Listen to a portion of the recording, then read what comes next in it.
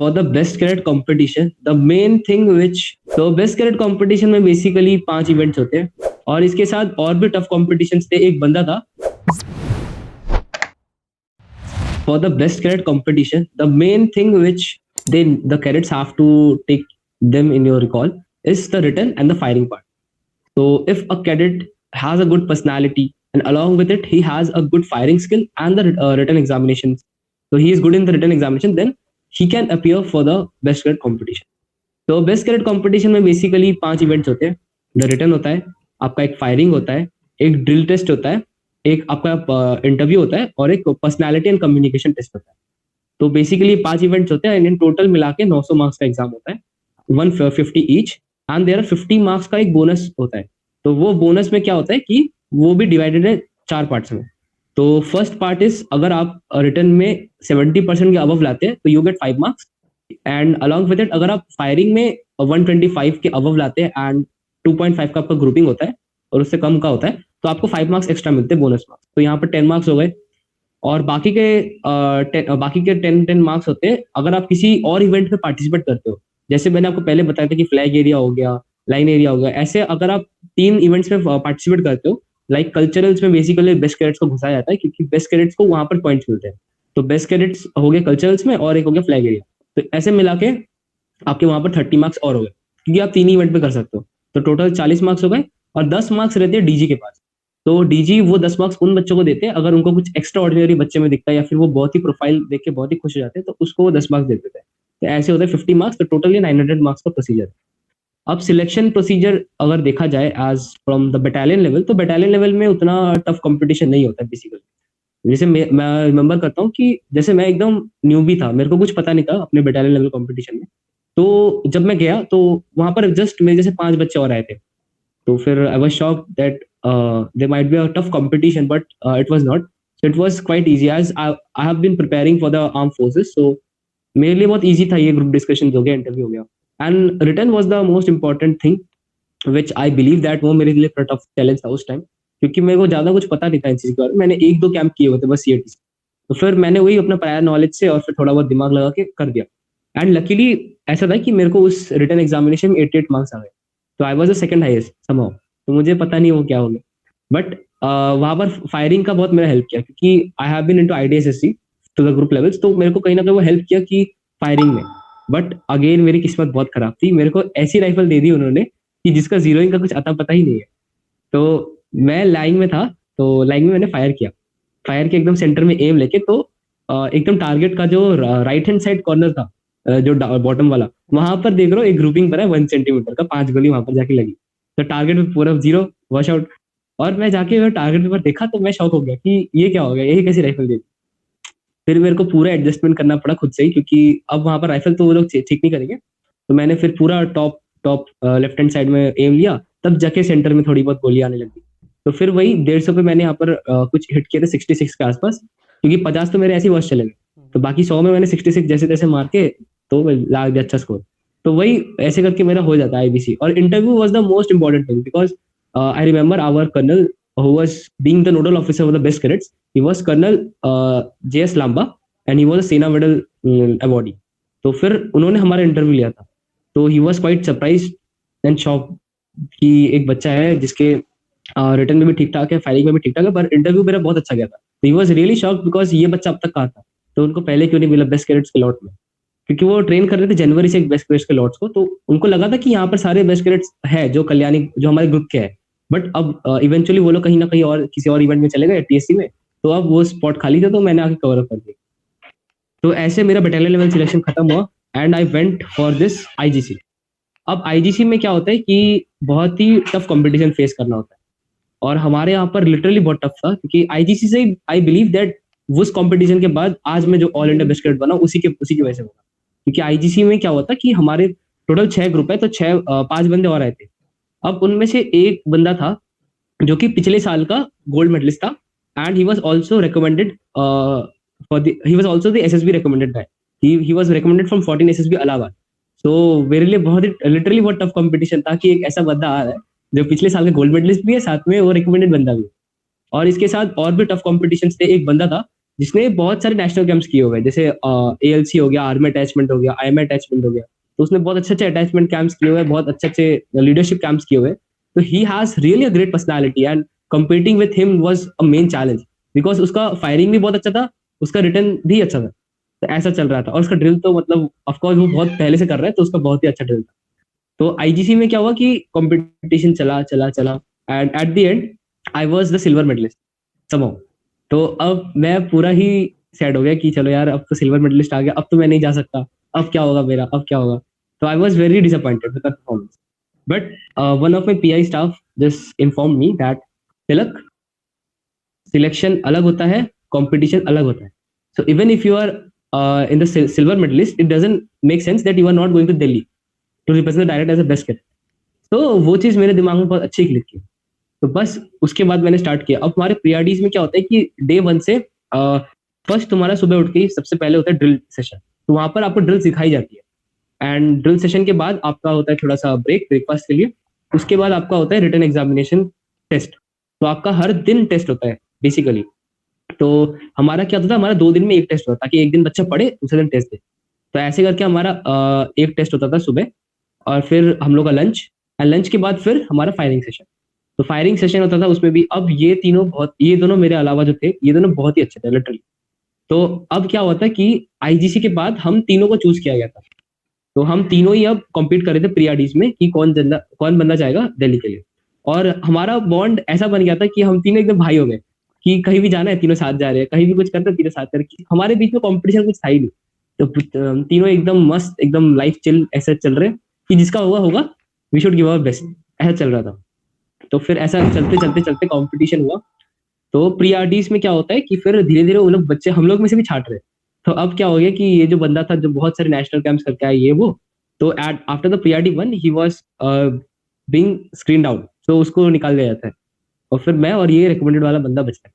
तो हम लोगों को अब मिलके हम लोग को पता था कि चलो प्री आरडी 2 के बाद हमारा रिजल्ट्स निकल जाएगा, तो प्री आरडी 2 तक अपना बेस्ट देते हैं, उसके बाद जो होगा देखा जाएगा।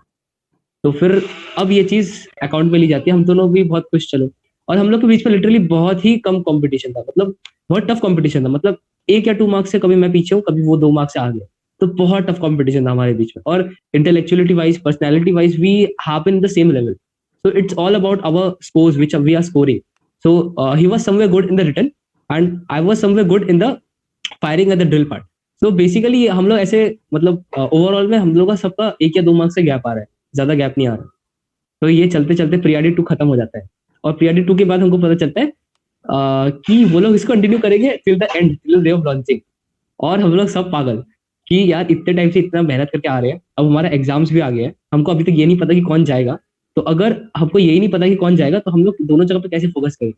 हमारे यहाँ पर सेमेस्टर एग्जाम्स भी है, तो आइदर उसमें अच्छे मार्क्स नहीं आएंगे, नहीं तो फिर हम यहाँ नहीं जा पाएंगे। एंड व्हाट इफ अगर हम लोग का दोनों जगह पे नहीं हुआ, सेमेस्टर में भी खराब आ गया और वहां भी नहीं हुआ, तो ये बहुत ही बड़ा लोचा हो गया। तो हमने डिसाइड किया कि चलो प्रीआरडी 3 तक देखते हैं, उसके बाद नहीं होगा तो हम लोग सर को बोलेंगे, और जो भी जिसका भी अच्छा होगा उसको उसको रखेंगे, और जिसको नहीं होगा उसको निकलवा देंगे। तो भाई प्रीआरडी 3 में बहुत प्रेशर चल रहा था। तो लिटरली उसमें एकदम नेक टू नेक कंपटीशन हो गया। हम लोग अब हम लोग मेंटली एग्जॉस्ट हो गए थे इस टाइम तक। हम लोग भी सुबह मरे मरे से उठ रहे हैं, जा रहे हैं, ड्रिल कर रहे हैं, रिटर्न दे रहे हैं, फायरिंग कर रहे हैं। हम लोग कभी पूरा एग्जॉस्ट हो गए, क्योंकि अब किसी को पता ही नहीं कौन जा रहा है कौन नहीं है, इतना टाइम हो गया। तो फिर ऐसा कर करके उसका जो मेरा कॉम्पिटिटर था, उसका आ जाता है एग्जामिनेशन, ऐसा मतलब ये यूनिट टेस्ट, जो मेरे कॉलेज में तो मेरे को फ्री में मार्क्स दे रहा है, बट उसका कॉलेज उसको नहीं दे रहा था। तो he has to appear for the unit test. अब क्या होता है, वो चला जाता है वहां पर यूनिट टेस्ट के लिए, और बेसिकली उसी दिन हमारा एक रिटन एग्जामिनेशन पड़ जाता है। तो अनफॉर्चुनेटली वो उसको अपियर नहीं कर पाता है, और फायरिंग हो जाता है, वो भी अपियर नहीं कर पाता। तो अब उसके अगले दिन हम लोग को हमारे नोडल ऑफिसर बताते हैं कि हम लोग ऐसे ही तुम लोग को ब्लफ कर रहे थे कंपटीशन टफ कराने के लिए, बट यही हमारा लास्ट वो था एग्जामिनेशन, तो इसी के बेसिस पे हमारा लिया जाएगा। अब वो लड़के ने ये वाला कंपटीशन अटेंड किया नहीं, तो उसका जो प्रीवियस बेस्ट था, पर्सनल बेस्ट जो भी था, उसको और इसको कंपेयर किया जाएगा। तो somehow everything has taken into account and somehow I was scoring much better. तो फिर much better in the sense, मतलब few marks better, but still उन्होंने इसके बेसिस पे सिलेक्शन नहीं लिया। उन्होंने ये भी सोचा कि as he was from the third year, तो वो भी एक टेकन फॉर अकाउंट में लिया गया, क्योंकि मैं सेकंड ईयर को, तो I can appear for the YP also. And along with it along with it ये भी था कि he was previously selected and he was previously the gold medalist, and he has somehow been not able to represent the directorate because he was the best at that moment, but he failed to go for the RDC because he quit at that moment. So this thing was also taken into account that what if he quits in this time also. But दो वो लेना तो नहीं चाहता था, but फिर भी उनको अकाउंट में लिया गया और कहीं ना कहीं मेरे को वो प्रेफरेंस मिला एंड आई वेंट. तो यहाँ तक था हमारा पूरा ग्रुप लेवल का सिलेक्शन. मैं प्री आरडी में सिलेक्ट. अब फाइनल हो गया कि मेरा लॉन्च होगा Delhi. So I was very excited that या चलो फाइनली मैंने बना लिया. But I was also furious. I was excited that what will happen in Delhi, what type of competition I will face in Delhi. तो we reach Delhi at around 27th and just we reach 28th को हमारा था ये written examination. तो अब उस रात को फिर थोड़ा बहुत पढ़ तो कुछ पाते हैं नहीं क्योंकि लाइन एरिया ही पहले तो अपना सामान अनलोड करना होता है, लाइन एरिया का सब कुछ रखना होता है. तो I was accepted from this, तो थोड़ा बहुत टाइम मिल गया तो उसमें मैंने जो पढ़ सकते थे पढ़ता. तो अब दिल्ली में कंपटीशन क्या होता है कि दिल्ली का रिटन टेस्ट और यहाँ पर हम जो ग्रुप्स में करते हैं, जो पीआरडीज में हम लोग एक्सपीरियंस करते हैं, उसमें बहुत डिफरेंस होता है. तो वहाँ का लेवल थोड़ा सा कभी हाई होता है कभी लो होता है. इस बार जो हम लोग गए थे दिल्ली में तो इसका लेवल कंपैरेटिवली इजी था. बस इसमें दिक्कत ये थी कि current affairs was less and the general awareness and the general knowledge questions were much more. So it was very difficult for us to recall all the things and to answer. तो दिल्ली में यही चीज मेरे को बहुत tough लगी बस. But जब मैंने पेपर देखा, the moment I saw the paper, I feel that it is very easy and a very high cut off is to be maintain. तो ये अकाउंट में रख के मैंने डिसाइड किया कि I should try more and I should guess more, because अगर मैं कम मार्क्स लेके आऊंगा तो फिर ऑफकोर्स मेरा नहीं हो पाएगा कट ऑफ. तो फिर after doing all those, firstly I do recommend that we should always go through first with the common subject and the special subject, क्योंकि उसमें आप पहले करोगे तो उसमें आपको कॉन्फिडेंस आ जाएगा कि हाँ मैंने इतने अच्छे अच्छे मार्क्स कर लिए. तो out of 100 marks I am damn sure that मेरे 96 या फिर 94 तो उसमें आ ही रहते हैं, क्योंकि मैंने सारे सही किए थे, बस जो 2-3 सवाल थे मैंने छोड़े हुए थे. तो फिर मैं उसमें बहुत श्योर था. But the 50 marks which was of the current affairs and the general awareness part, तो उसमें 25 क्वेश्चंस थे और वो लिटरली टफ थे. तो फिर मेरे को उसमें से 6 क्वेश्चन तो करंट अफेयर्स के थे जो रिसेंट के थे, तो वो मुझे आते थे, तो वो मैंने पहले कर लिया. अब ऐसा कर करके और 3-4 क्वेश्चन मैंने गेस मारे, तो 10 क्वेश्चन तक मेरे हो चुके थे जो मेरे को अपना प्रायर नॉलेज से आता है. अब वहां पर 10 क्वेश्चन थे जो प्रॉपर जीके जनरल अवेयरनेस के थे. तो अगर तुमको थोड़ा बहुत जीके वीके पता है तो तुम ज्योग्राफी पता है तो तुम कर सकते हो उसको. तो अब उन सब में मैंने क्या किया कि एलिमिनेट करना स्टार्ट किया. तो मैंने 2-2 करके आंसर्स ऑप्शंस एलिमिनेट किए. तो ऐसे करके मेरे पास जो 10-12 क्वेश्चन का लॉट था, उनमें फिर मैंने गेस मारना स्टार्ट किया, 2 में से कोई एक चूज किया. तो क्वेश्चन से मार्क किया कर करके हो गया. और फिर पेपर एंड हो गया. फिर जाके जब मैंने रूम में चेक किया तो I was shocked that surprisingly 12 में से मेरे 10 questions were correct and 2 questions were wrong. तो वहां पर somewhere I was lucky that या कि मैंने कर दिया. Then I was pretty confident that return में तो अच्छा गया, तो आगे का देखते हैं क्या होगा. एंड फिर हमारा ऐसे करने के बाद होता है अगला दिन हमारा होता है डीएसटी. तो अब डीएसटी स्टार्ट होती है. तो डीएसटी बेसिकली क्या होता है, डीएसटी दिल्ली में बहुत नॉर्मली कंडक्ट की जाती है. तो उसमें कुछ फर्क नहीं पड़ता अगर आप 2 बेस्ट भी करते हो या फिर आप अगर सबसे लोएस्ट भी करते हो, अच्छा भी नहीं करते हो, फिर भी आपको एवरेज मार्क्स मिलता है. तो रिटर्न का तो कोई पंगा है ही नहीं, सॉरी ड्रिल का तो कोई पंगा है ही नहीं. बट मेन आता है फायरिंग. जो फायरिंग होता है वो सबसे चैलेंजिंग होता है वहां पर, क्योंकि फायरिंग में नोडल ऑफिसर के ऊपर डिपेंड करता है कि वो कैसे आपको फायरिंग करवा रहा है. कभी क्या होता है कि कभी यू गेट एनफ टाइम, कभी होता है जैसे मेरे लॉट में था कि मैं सेकंड लास्ट डिटेल में था, तो हम लोग को टाइम कम मिला था. तो हम लोग को अराउंड 70 to 80 सेकंड्स मिला था. तो मैं सबको यही बोलना चाहूंगा कि if you are going to Delhi, so always be in the first 5 to 10 details, then it will be more beneficial for you and you will get some good time enough to fire. So हम लोग को बहुत कम time मिला था. Still firing में क्या ही है, तो उन्होंने क्या किया था कि पहले स्टैंडिंग से स्टार्ट किया, फिर नीलिंग, फिर लाइन. तो और उन्होंने टारगेट पेपर तो देखने ऑफकोर्स देते हैं नहीं, तो फिर वही हम लोग को तो आदत थी. हम लोग ने प्री-आरडी से प्रैक्टिस बहुत अच्छे से की थी इसमें. हम लोग को क्या होता था कि एक 100 मीटर रन था, हम लोग 100 मीटर रन करके आते हैं, देन हम लोग तुरंत जब भी प्लेटफॉर्म में चढ़ते हैं डिटेल में, तभी वो लोग विसल बजा देते हैं और तभी हम लोग को अपना पोजीशन लेके लोड करके फायर करना होता है. हमारी सांसें फूल रही होती है बट हमको उसी में फायर करके कंप्लीट करना होता है. तो वो हमारे लिए बहुत टफ बन गया था प्री-आरडीज में. तो और मेरा कॉम्पिटिटर भी बहुत अच्छा था, तो उसमें बहुत ही tough neck to neck competition होता था. तो वैसे कर करके हमारी फायरिंग बहुत इंप्रूव हुई कि हमारा ब्रीदिंग कंट्रोल आया, हमारा जो होल्डिंग कैपेसिटी है वो बढ़ गया. तो हम लोग एम अच्छा करने लग गए उस चीज से, उस प्रैक्टिस से. तो इससे हमारा फायरिंग बहुत अच्छा हो गया. तो eight the end of the I बेयरली feel any thing. So it was very easy for me. It was very smooth. So I was quite confident that मेरे 120 से 130 अच्छे से इजीली आ जाएंगे। तो firing was the done part. और हमारा जो personality and communication part होता है, तो इसमें क्या होता है कि डीजे एनसीसी दिल्ली में क्या होता है कि they have the choice, either they will be conducting interviews और they will be conducting group discussion. But this time उन्होंने क्या किया, डीजी ने डिसाइड किया, जो एडीजी अल्फा थे तो उन्होंने डिसाइड किया कि सबके इंटरव्यूज लेते, यूडी छोड़ देते। तो हमारे इंटरव्यूज हुए, तो सब सारे डायरेक्टर के सारे बंदों के इंटरव्यूज हुए। तो द सेम डे तो इंटरव्यू तो जो भी होता है, तो इंटरव्यू अच्छा था, क्योंकि इंटरव्यू में बहुत बेसिक सवाल पूछे जाते हैं, और वो ज्यादा से ज्यादा 10 मिनट का होगा, ये तो 12 मिनट का। और अगर उनको पास बिल्कुल टाइम नहीं है तो वो 3-4 मिनट्स में आपको थोड़ा बहुत करके भेज देंगे। तो फिर मेरा इंटरव्यू चला था कम से कम 12 मिनट का, फर्स्ट इंटरव्यू जो एडीजी अल्फा अल्फा के साथ था। तो वो इट वाज क्वाइट गुड। तो फिर वो मेरे लिए बहुत अच्छा गया, तो आई वाज फीलिंग कॉन्फिडेंट कि हाँ चलो यहाँ तक तो सही गया, तो अब आगे देखते क्या होता है। तो ये यहाँ तक का था पूरा बेस्ट क्रिकेट का कॉम्पिटिशन का पूरा पार्ट, कि डीजी एनसीसी में कैसे कनेक्ट कराया जाता है। अब इसके बाद क्या करते हैं कि वो लोग एक सिलेक्ट करते हैं लॉट को, जिनका स्कोर ज्यादा आता है, तो फिर उनका होता है डीजी इंटरव्यू। तो हमारे टाइम में क्या होता है कि हर एक विंग से और हर एक कैटेगरी से 6-6 बंदे बुलाए थे।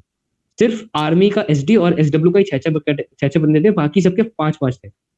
और फिर उनके इंटरव्यू डीजी ने लिए। वो बेसिकली 2-3 मिनट का ही होता है। तो फिर वो 2-3 मिनट मेरा थोड़ा बहुत चला, जैसे 5 मिनट का चल गया, क्योंकि मेरा इंट्रोडक्शन बहुत बड़ा था, तो वही चलता है। तो फिर उसके बाद वो खत्म कर देते हैं, और इसके बाद जनरली क्या होता है, रिजल्ट डिक्लेयर कर देते हैं। तो बट हमारे में क्या होता है कि हमारे आर्मी एसडी कैटेगरी में बहुत टफ कंपटीशन था, तो उन्होंने क्या किया, री इंटरव्यूज लिए फिर से डीजी ने। तो हम लोग को 2 डीजी के इंटरव्यू फेस करने पड़े। तो सेकंड इंटरव्यू में क्या होता है कि बेसिकली वो सेम सवाल पूछते हैं तीनों बंदों को, और वो एक्सपेक्ट करते हैं कि बंदा कैसे ऑर्गेनाइज करके, कैसे कम टाइम में रिएक्ट करके अच्छा आंसर दे। तो हम तीनों को बेसिक सवाल पूछे थे, अलग अलग करके एक एक करके पूछे गए। तो फिर वो तीनों का सही हो गया। तो फिर उसके बाद हम लोग को लगा कि चलो ठीक है, खत्म है, अब हम लोग को बस रिजल्ट्स का वेट करना है। तो यहाँ तक का पूरा था, जो दिल्ली में कैसे सिलेक्शन होते हैं बेस्ट ग्रेड के लिए।